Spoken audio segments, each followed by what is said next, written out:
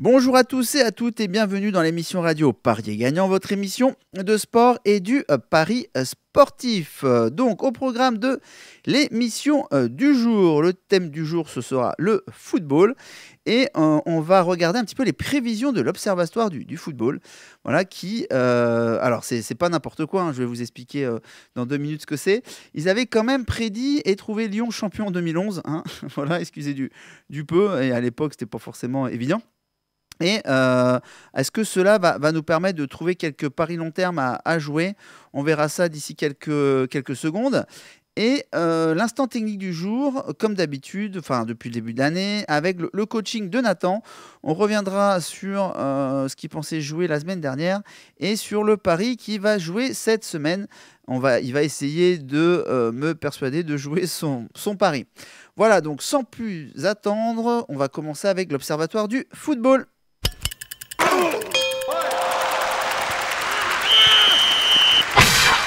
Donc, c'est quoi l'Observatoire du football? L'Observatoire du football, qu'on appelle CIES, c'est un groupe de recherche faisant partie du Centre international d'études du sport. C'est basé à Neuchâtel, en Suisse, voilà. Et ça a été créé en 2005 par deux docteurs, Pauli et Ravenel. Et le groupe se compose de 4 chercheurs spécialisés dans l'analyse statistique du football. Donc vous voyez, hein, comme je vous l'ai expliqué tout à l'heure, c'est pas n'importe quoi, c'est assez sérieux quand même. Et les stats, ils utilisent des stats fournis par Opta. Opta qui est une société aujourd'hui reconnue dans le monde des statistiques dans le sport. Voilà, et ils fournissent les statistiques pour beaucoup de sociétés annexes. Donc, l'Observatoire du football se base sur différents critères. Je vais vous en citer quelques-uns. Il y a la performance défensive des équipes. Alors, comment c'est mesuré? C'est mesuré en premier lieu en considérant le nombre de buts encaissés, voilà, forcément. Et ça peut être aussi complété par la prise en compte du nombre de tirs que concède l'équipe depuis l'intérieur de la surface. Voilà, donc eux, ils s'amusent un petit peu à mettre tout ça comment je vais dire, à croiser toutes ces données, d'accord. Et donc là, ce qu'ils ont sorti, c'était jusqu'au 31 décembre 2016, donc voilà, ça fait pas longtemps, ça fait quelques jours. Et ce qui en est ressorti, c'est que, par exemple, en Allemagne, le Bayern de Munich ne concède que 0,56 buts. Et à l'opposé, dans son championnat, bon, forcément, notre équipe concède pas loin de 2 buts par match. On a en Angleterre, c'est Chelsea qui encaisse 0,68 buts par match. De l'autre côté, on a Swansea qui encaisse 2,32 buts par match, l'équipe galloise. Voilà, faut pas se douter, enfin, faut pas s'étonner que Chelsea soit premier du championnat avec la meilleure défense. Et généralement, alors je sais plus qui disait ça, l'entraîneur, mais une compétition se gagne d'abord par la défense. Et ça se vérifie généralement. Très bien. On a en Liga espagnole, c'est Villarreal qui a la meilleure défense avec 0,69, suivi par l'Atlético de Madrid, 0,87 buts par match. Le Real n'est que troisième. Voilà. Et Barcelone n'est même pas dans les 3 premiers. Mais en même temps, si vous marquez beaucoup de buts, forcément, vous avez aussi une défense un peu moins solide. En France, la meilleure défense, c'était Nice. Voilà, parce que depuis, il y a eu 1 ou 2 matchs. 0,68 buts.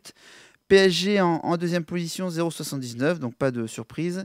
Et en Italie, c'était la Juve avec 0,82 buts encaissés, suivi de la Roma. Donc là aussi, c'est assez normal. Donc ça, c'est la statistique par rapport comment j'allais dire, au nombre de buts encaissés, la performance donc défensive.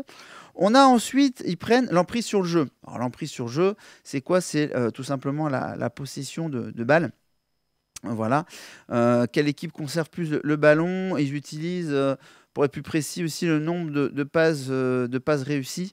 Voilà, parce qu'on va dire qu'une équipe qui arrive à faire pas mal de passes et qui sont réussies, techniquement, c'est une équipe normalement au-dessus du lot et qui doit donc faire partie des premiers du championnat. Donc, à ce petit jeu-là, qui est... on va commencer par l'Espagne.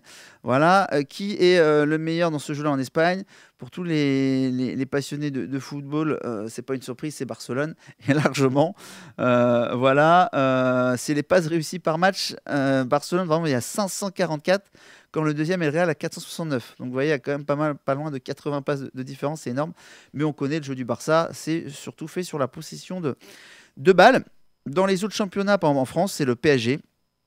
Et de très loin devant Nice et encore de très loin devant Lyon. Par exemple, le PSG, c'est 611 passes réussies, Nice 527 et l'Olympique Lyonnais 3e 426. Donc entre l'Olympique Lyonnais et le PSG, il y a pas loin de 200 passes de différence. On voit très bien que techniquement le PSG aujourd'hui est, voilà, vu les joueurs qu'ils ont, ça réussit plus de passes que la Nancy-Lorraine où ils sont à 262 par exemple, et le FC Metz, c'est les clubs qui réussissent le moins de passes.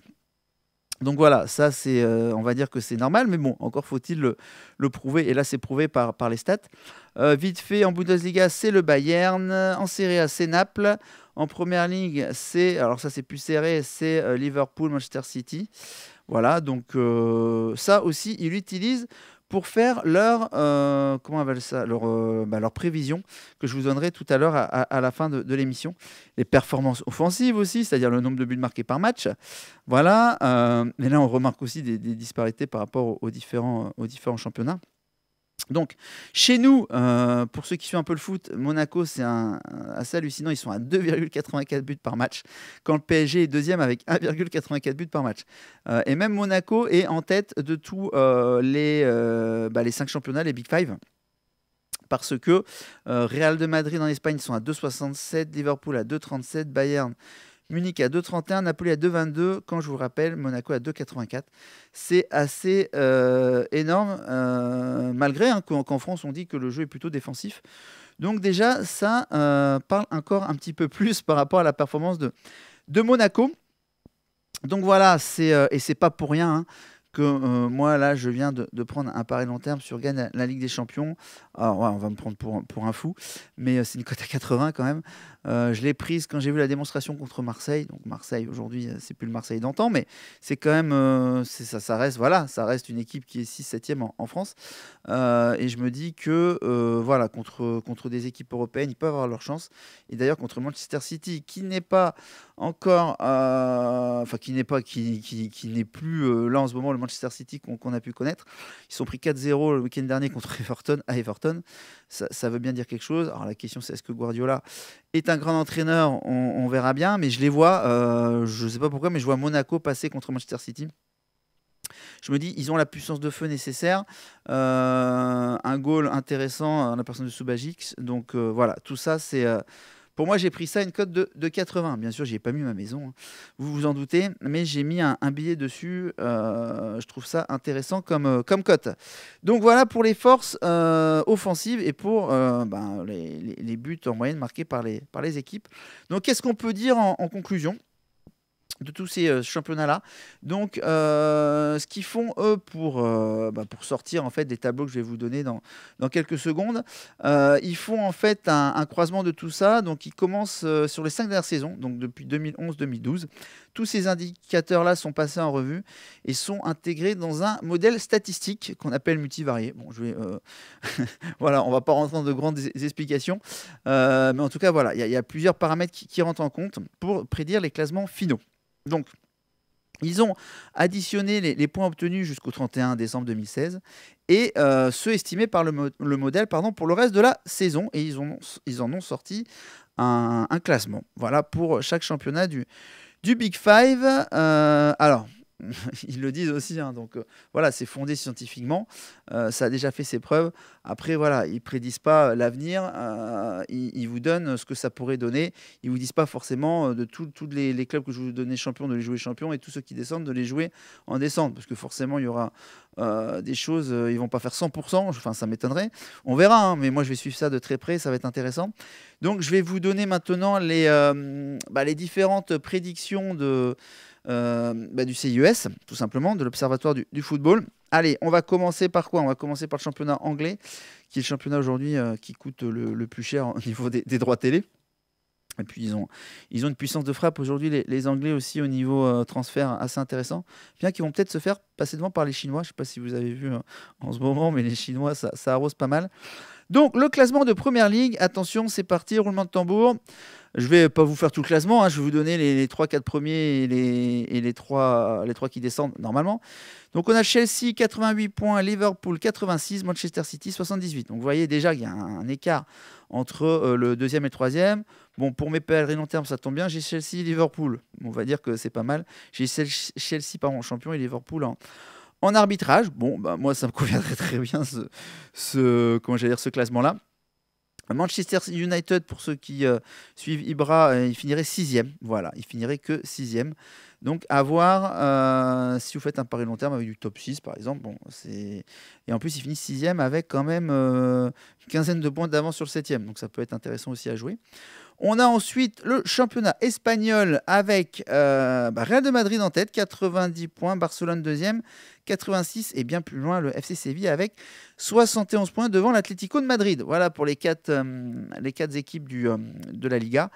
Et à la descente, on a Sporting Gijón, Grenade et Osasuna. Et voilà, il y a un bon écart entre Leganés 17e et Sporting Gijón 18e. Il y a 6 points d'écart. Donc là, je pense que Gijón, Grenade et Osasuna vont aller directement dans la Ligue inférieure, à voir les codes des bookmakers. Je reviens sur la Première Ligue, j'ai oublié de vous donner les 3 relégués, qui seront normalement Swansea, Sunderland et Hull.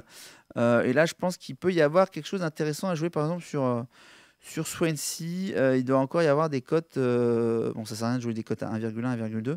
Mais là, ça peut valoir peut-être le coup. Là, il me semble que Swansea peut être l'équipe avec peut-être la cote la plus haute. Donc, à voir. J'en reparlerai dans mon club un petit peu pour vous dire ce que moi j'estime qu'il peut être joué sans trop de risques au vu des classements, forcément, de ce que me donne l'Observatoire du football. On finira par le championnat de France. On passe à la Bundesliga, au championnat allemand. Et vous avez le Bayern champion et largement champion avec 83 points, suivi de Leipzig 68 et Dortmund 62. Donc là, apparemment, Leipzig finirait deuxième. À voir qui serait champion sans le Bayern de Munich, proposé des fois par les bookmakers, ça peut être intéressant.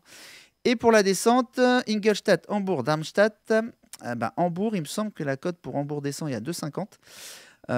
Il voit comme 6 points d'écart entre le 15e Brême, qui serait le dernier qui se sauve, et Hambourg. Donc là, je regarde. Donc ça fait 6 points d'écart, ce qui est intéressant. Et une cote à 2,5. Donc, écoutez, à voir, ça pourrait se tenter. Il va falloir que j'analyse ça plus en profondeur, mais pourquoi pas. En Italie, la Juve championne. Bon, j'avais pris en début de saison, c'est pas mal. 83 points, l'AS Roma 78, Naples 77. Après, il y a un trou avec la Lazio 67. Voilà, donc intéressant aussi à jouer. Par contre, entre Rome et Napoli, qui va finir deuxième, c'est compliqué parce que là, il prévoit 78 et 77 points. C'est trop proche pour, je pense, prendre un pari sur qui va être champion sans la Juve. Et on a ensuite, pour la charrette, Pescara, Crotone et Palerme. Et là, c'est assez serré avec Empoli. Donc, c'est Empoli, Pescara, Crotone, Palerme. Les 3 seront parmi ces 4 équipes-là, parce que Bologne 16e après 43 points. Donc, c'est trop loin, je pense, pour que Bologne puisse descendre. Voilà. Et on finit par le championnat de France, un championnat qui vous intéresse sûrement. Et qui va être champion, attention, roulement de tambour, qui va être champion, c'est Monaco. Selon eux, c'est Monaco avec 79 points, devant le PSG 78 points. Donc franchement, c'est serré là, c'est serré. Alors s'il y avait un billet à mettre, ce serait sûrement le billet sur Monaco, parce que la cote est encore à 3,50 ou 4, avec un PSG Monaco qui arrive. Pas sûr que le Monaco ait perdre au PSG, et de toute façon, s'il venait à perdre au PSG, il serait toujours en tête au goal average. Donc voilà, ça laissera encore une chance à Monaco de finir champion. Pourquoi pas tenter une cote à 3,5, 4. On va voir, moi, si je me positionne. Et Nice resterait 3e avec 72, avec Lyon qui lui collerait aux fesses avec 69. Donc Lyon serait revenu très fort. Donc ça veut dire que Nice, là, ils vont un petit peu baisser de niveau de jeu. Et pour la descente, alors là, pour la descente, c'est ils mettent Metz-Lorient-Dijon. Mais ils ont 40 points et 39 points. Bastia 17e, 41. Nancy 41. Angers 42. Caen 42. Nantes 43. Ouf, autant vous dire que là, ça va être très très très serré jusqu'au bout au niveau championnat de France pour la descente. Ils mettent quand même Metz favori. Bon, Metz, on vient de leur enlever 2 points, donc moi je m'étais positionné aussi là-dessus. À voir, ils ont fait appel. Si les 2 points vont être entérinés ou pas, moi je pense personnellement que oui. Voilà, je vois pas comment on va revenir sur la décision, parce que sinon l'instance dirigeante perd toute crédibilité. Mais en tout cas, voilà ce que ressort l'étude. Donc il y a forcément pour moi des coups à jouer, des sortes aussi peut-être des combinés d'équipes qui descendent aujourd'hui, qui sont quasiment sûrs de descendre vu la différence de points. J'ai quoi sous bon, championnat de France, comme je vous ai dit, c'est un peu compliqué. Mais par exemple en Italie, non, en Italie aussi c'est trop serré. Je vais vous trouver quelque chose qui peut peut-être à jouer voilà, par exemple Osasuna en Espagne. Ils sont derniers avec 27 points et le 17e qui descend pas, il a 40, ça fait quand même 13 points d'écart. Eux, on peut sincèrement penser qu'ils seront dans la charrette. J'avoue que j'ai pas été voir les cotes, mais voilà, même si c'est du 1-1 ou du 1-15, en combiné avec d'autres paris long terme de d'autres équipes qui descendent, peut être intéressant à jouer, par exemple. Voilà, donc je marquerai tout ça dans mon club, tout ce que je vais repérer. Je vais travailler dessus, tout ça ce soir. Voilà. Donc c'est tout pour aujourd'hui, comment j'allais dire, le thème du jour. J'espère que ça vous a intéressé, parce que moi je fonctionne aussi pas mal en statistique. Je trouve ça intéressant quand des observatoires font déjà le travail à ma place. Ça m'aide, et je procède beaucoup pareil pour toutes les compétitions, style les Jeux Olympiques par exemple. Je fonctionne beaucoup là-dessus. Donc j'espère que ça vous aidera à prendre quelques décisions pour cette fin de championnat et prendre quelques paris long terme qui seront voilà, sûrement intéressants. Et il y a vraiment des bonnes choses à faire, parce que comme vous voyez, il y a des équipes qui sont quasi sûres d'être championnes, des équipes qui sont quasi sûres, je vais dire à 99% de descendre. Donc faire des petits combinés et arriver à une cote 1,80, 1,92 avec des choses sûres comme ça, moi j'adore ça. C'est une de mes spécialités aussi. Et voilà, prendre le moins de risques possible pour la meilleure rentabilité. Et dans les paris long terme, c'est aussi passer le moins de temps possible pour le plus de bénéfices. Voilà, donc on va passer tout de suite à l'instant technique du jour avec le coaching de Nathan.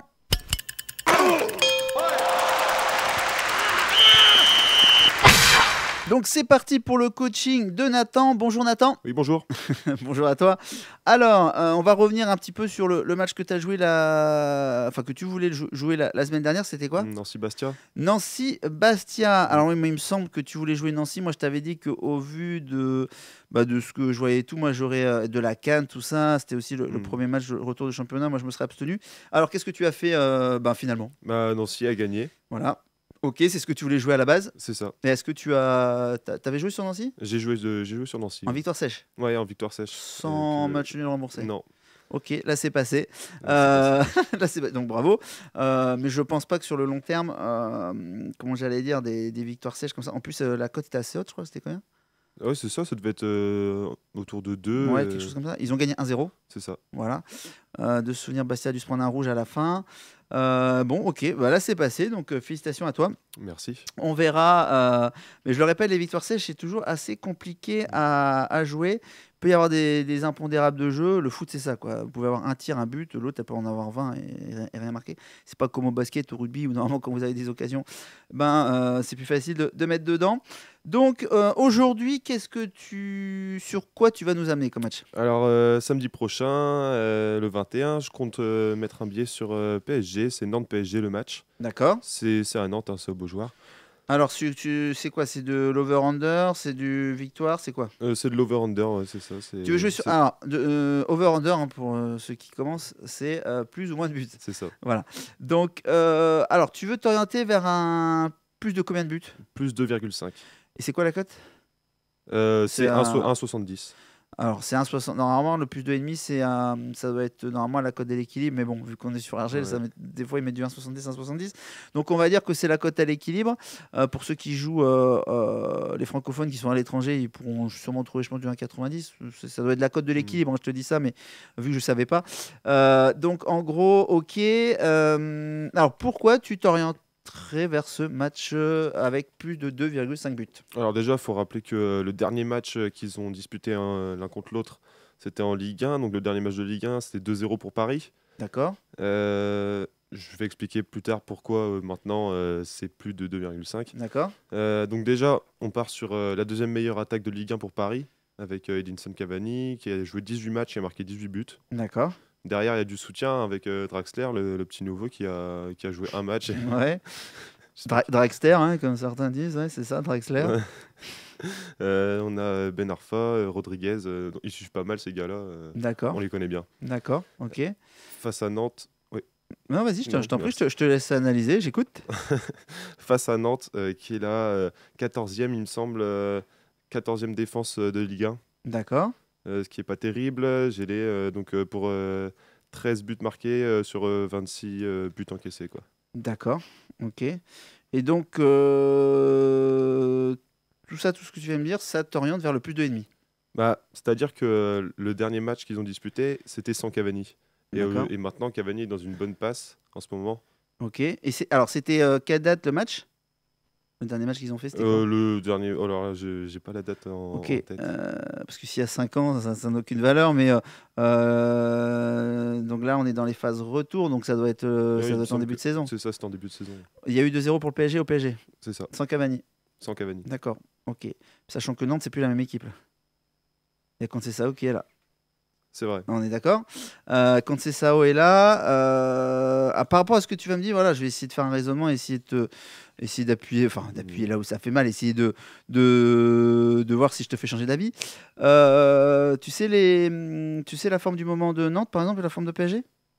Ben, Non, non, mais non, non, mais je te pose la question. tout- C'est voilà. Tu sais ce qu'ils ont fait ou pas? je sais que Nantes a gagné ses 3 derniers matchs. Voilà, Nantes a gagné ses 3 C'est derniers sur matchs une bonne depuis l'arrivée de passe. Conceição en championnat. 2-0 à Angers, 1-0 à Montpellier, 1-0 à Toulouse. Ce qui veut dire que le Nantes des 3 derniers matchs n'a plus rien à voir avec le Nantes d'avant. Donc en gros, moi là-dessus, si je peux prendre une image, c'est qu'en gros, je jetterai quasiment tous les stades de Nantes à la poubelle. Parce que ça n'a plus rien à voir, c'est plus du tout la même équipe. C'est ça qui est compliqué quand vous avez un nouvel entraîneur qui vient. En plus, il est dans une bonne dynamique. Donc, que voulez-vous faire de statistiques qui ont été faites avec René Girard, qui n'avait pas forcément les mêmes joueurs sur le terrain? Là, de mémoire, je crois qu'il refait confiance à des joueurs qui jouaient même plus. Salah remet des buts. Voilà, donc quand vous analysez, c'est très important, surtout qu'il y a un changement d'entraîneur, de voir ce qui va se passer et surtout d'éviter cette équipe peut-être au début. Ou alors sur le premier match, on dit que des fois il y a l'effet psychologique, ce qui s'est passé avec Nantes, d'un nouvel entraîneur qui fait que les joueurs sont de nouveau motivés, parce que des fois les joueurs ont lâché l'entraîneur précédent, de nouveau motivés, nouveau discours, il remet en route les joueurs qui étaient sur peut-être le banc, qui n'étaient pas titulaires, donc ça leur fait une niaque en plus. Et là, le premier match qu'ils ont fait contre Conceição, ils ont quand même été gagnés 2-0 à Angers. Je pense que la cote devait être jolie pour une victoire de Nantes, même un Nantes remboursé, même un handicap Nantes plus 1. Enfin, tout ça, ça devait être des cotes sympas. Bon, PSG, on va pas revenir dessus. PSG, ils ont été perdre à Caen quand même en fin d'année dernière. Après, ils ont mis 5-0 à Lorient. Bon, ce qui n'est pas un exploit vu le niveau de Lorient qu'on voyait. Même si moi, il me semble que je pensais que Lorient allait rester dans le handicap, qui était à plus 3, je crois, de mémoire. PSG a été gagné 1-0 à Rennes. Est-ce que tu as vu le match PSG Rennes? Pas du tout. Je crois que ça a été mieux grâce à Draxler. Di Maria était sur le banc. Bon, bref, en tout cas, déjà sur les stades de Nantes, c'est compliqué. Je peux même t'en rajouter une, que 68% des matchs de Nantes ont un total de buts inférieur à 2,5. D'accord, donc la statistique Ça, est c'est quand une stat même. que j'ai trouvé. Après, Nantes, généralement, est meilleur à l'extérieur. Ils ont marqué 56 buts, 56% de ces matchs à domicile. Nantes a marqué un but, alors qu'à l'extérieur, ils sont à 70% des matchs où ils marquent un but. Bon, voilà, ça c'est. Voilà. Et une autre petite stat, par contre, qui va dans ton sens, c'est que 80% des buts concédés par le PSG, c'est à l'extérieur. Voilà. Donc voilà, tout ça mis en. Tout ça mis en commun, est-ce que c'est suffisant pour prendre une décision? Je vais t'en rajouter une autre.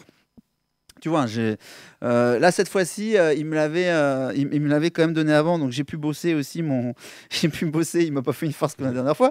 J'ai pu bosser le truc. Et si tu veux autre chose, Nantes à domicile, sur le nombre de matchs qu'ils ont fait à domicile, donc c'est pas non plus énorme, c'est 9. Il y a eu 33% des matchs avec plus de 2,5 buts. Et PSG à l'extérieur, avec plus de 2,5 buts, il y a eu 60% des matchs. D'accord. Ok, Si je faisais un calcul simple, dans moins de 50% des matchs, il y a plus de 2,5 buts. Bref, mais ça, c'était avec le Nantes d'avant, c'était avec le PSG d'avant. Et c'est ça le problème, c'est que là, tu viens de rajouter Drexler, qui n'est pas n'importe qui, même si pour moi, c'est pas le Drexler de la Coupe du Monde. Et Nantes, aujourd'hui, je pense que ça n'a plus rien à voir. Je pense que les supporters nantais ne diront pas le contraire. Donc là, tu veux un over 2,5 buts. Je me dis, oula, c'est assez complexe à jouer parce que, tu vois, j'ai pas forcément d'argument qui me fait dire qu'il va y avoir beaucoup de buts. Je dis pas qu'il n'y en aura pas, mais là, franchement, j'ai des doutes. J'ai des doutes. Je me dis, en plus, fait important, tu l'as pas dit, Nantes joue là un match en retard, je crois, contre Caen. Donc, qui dit que ils vont, c'est sûr qu'ils vont être plus fatigués que PSG, déjà, ça c'est sûr. Donc déjà, pour eux, ça allait être compliqué. Et d'ailleurs, rien qu'avec ça, je me dis que peut-être le PSG a une cote de 1,40, même que j'aime pas jouer les victoires sèches, pourrait être peut-être une bonne cote à jouer dans un combiné, par exemple, tu vois, avec une autre cote à 1,20, 1,30, avec un match nul avec un match nul remboursé ou un handicap. Donc la semaine dernière, tu m'avais pas convaincu. Nancy a gagné 1-0, tu vois. Donc, j'ai pas une boule de cristal non plus. Je te dis ça qu'en fonction des stats. Il faut voir sur le long terme. Donc là, sur ce match-là, pour moi, c'est quand même tendu. Pour moi, ça serait 50-50 pour être au-dessus de 2,5 buts. PSG, ils vont en marquer, je pense, au moins 1, voire même 2. Surtout après la 60e minute. Parce que je t'ai aussi sorti une stat que... entre la 46e et la 60e minute, c'est là que le PSG à l'extérieur marque le plus de buts. Et je me dis que c'est peut-être à ce moment-là que Nantes, au niveau de la 60e, va baisser de pied. Donc voilà, là, ça fait beaucoup de stats que je viens de vous sortir, mais c'est pour aussi vous montrer qu'on peut avoir beaucoup de stats. Alors, ça ne sert pas forcément toujours d'avoir toutes ces stats-là parce qu'on s'y perd, mais ça vous permet de vous faire un avis. Et si vous avez des doutes, ne le jouez pas. Donc moi, là, j'ai un doute sur le plus de 2,5. D'accord, je te le cache pas. Ce qui va pas forcément t'empêcher de le jouer, j'en sais rien.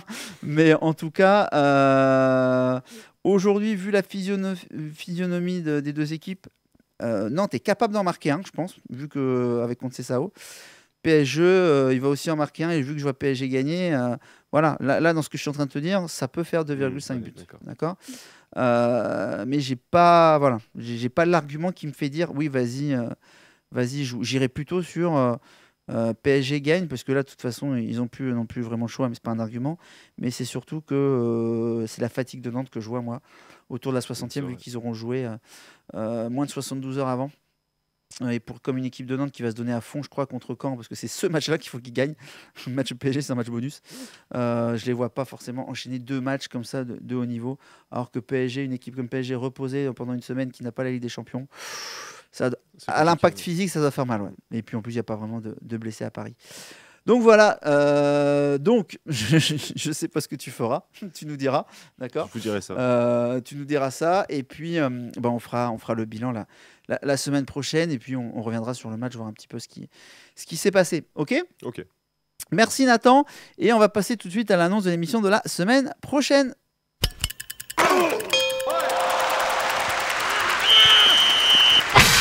Donc voilà, c'est la fin de l'émission. Pour la semaine prochaine, je vais essayer d'avoir un invité encore avec moi, un parieur spécialisé dans un sport. Il faut que je finalise tout ça. Et puis, il y aura la chronique toujours avec Nathan pour essayer de le faire évoluer. Donc j'espère qu'il aura plus de stats encore qu'aujourd'hui.